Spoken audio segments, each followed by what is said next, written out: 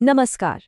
चलिए आज बात करते हैं भारतीय संविधान की प्रस्तावना यानी प्रीएम्बल की। इसे हमारे संविधान का ब्लूप्रिंट भी कहते हैं। और यकीन मानिए यूपीएससी हो, एसएससी हो, बैंक हो या रेलवे, हर कॉम्पिटिटिव एग्जाम के लिए ये टॉपिक बहुत ही ज्यादा जरूरी है।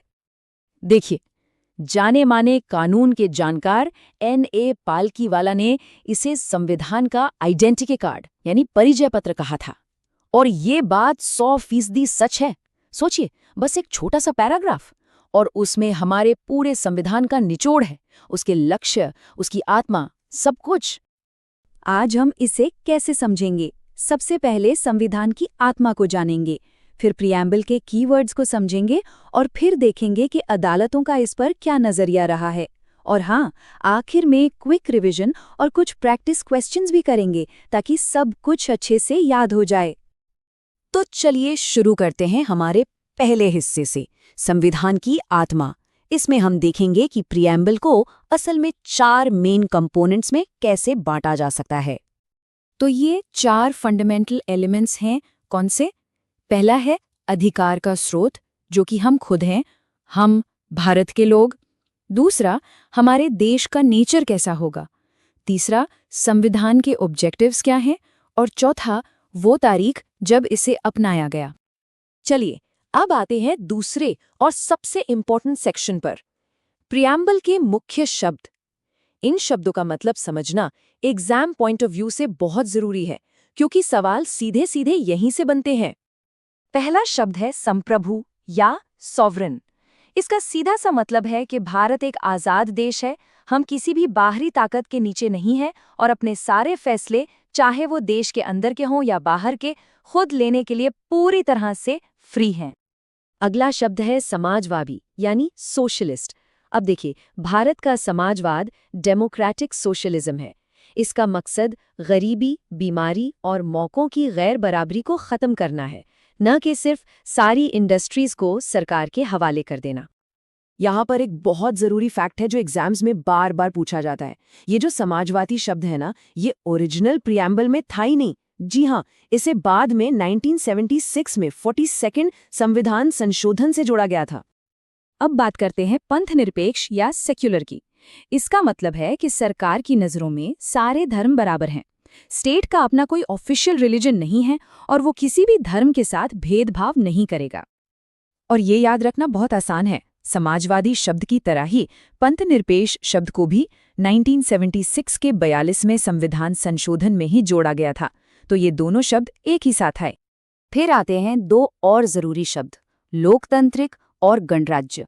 लोकतांत्रिक का मतलब है कि असली ताकत जनता के हाथ में है, और गणराज्य का मतलब है कि हमारे देश का जो मुखिया है यानी हमारे राष्ट्रपति, वो इलेक्टेड होते हैं, वो किसी राजा या रानी के परिवार से नहीं आते। तो आखिर हमारे संविधान के लक्ष्य क्या हैं? ये 4 पिलर्स हैं। पहला है न्याय, जो सामाजिक, आर्थिक और राजनीतिक हो। दूसरा है स्वतंत्रता, यानी सोचने, बोलने, मानने की आज़ादी। तीसरा है समता, यानी स्टेटस और अपॉर्चुनिटी की बराबरी। और चौथा है बंधुत्व, यानी भाईचारा, जो देश को एक रखे। ठीक है, अब बढ़ते हैं तीसरे सेक्शन की तरफ। ये वो टॉपिक है जिसमें अक्सर लोग कंफ्यूज होते हैं। प्रीएम्बल की लीगल स्टेटस क्या है और क्या इसे बदला जा सकता है? चलिए इसे क्लियर करते हैं। तो सबसे बड़ा सवाल यही उठता है कि क्या प्रीएम्बल को कॉन्स्टिट्यूशन का पार्ट माना जाए या नहीं। इस सवाल पर सालों तक बहस हुई। देखिए, सुप्रीम कोर्ट का जो स्टैंड था वो भी समय के साथ बदला। कहानी में एक ट्विस्ट है। पहले 1960 में आया बेरूबारी यूनियन केस। इसमें कोर्ट ने कहा कि प्रीएम्बल संविधान का हिस्सा नहीं है। लेकिन फिर 13 साल बाद 1973 में आया वो landmark case, Kesavananda Bharati case, और इसमें सुप्रीम कोर्ट ने अपनी पुरानी बात को पूरी तरह से पलट दिया और कहा कि नहीं, प्रीएम्बल संविधान का एक बहुत जरूरी हिस्सा है। तो आखिरी डिसीजन क्या निकला?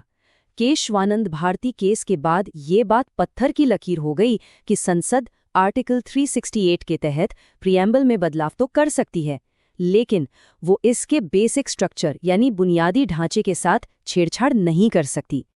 चलिए, हमने काफी कुछ समझ लिया है। अब एग्जाम से पहले फटाफट रिवीजन के लिए कुछ की फैक्ट्स को एक नजर में देख लेते हैं। इन तारीखों को दिमाग में बिठा लीजिए। 26 नवंबर 1949 जब संविधान अडॉप्ट हुआ।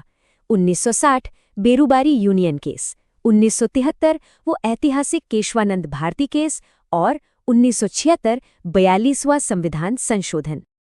इस टेबल से सब कुछ और भी क्लियर हो जाएगा। देखिए, संप्रभु और गणराज्य ये तो ओरिजिनल कॉन्स्टिट्यूशन में थे, लेकिन समाजवादी, पंथनिरपेक्ष और अखंडता ये तीनों शब्द 42nd संशोधन से जोड़े गए थे।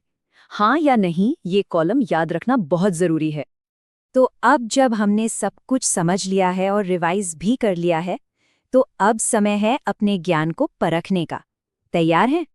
पहला सवाल, समाजवादी और पंथनिरपेक्ष ये शब्द प्रियम्बल में किस अमेंडमेंट के जरिए डाले गए थे?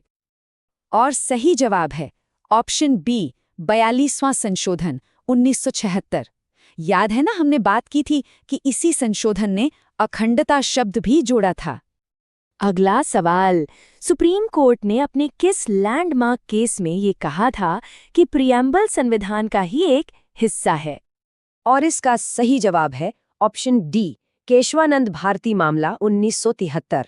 यही वो केस है जिसने न सिर्फ प्रियम्बल की जगह पक्की की, बल्कि बेसिक स्ट्रक्चर का सिद्धांत देकर भारतीय लोकतंत्र को और भी मजबूत बनाया।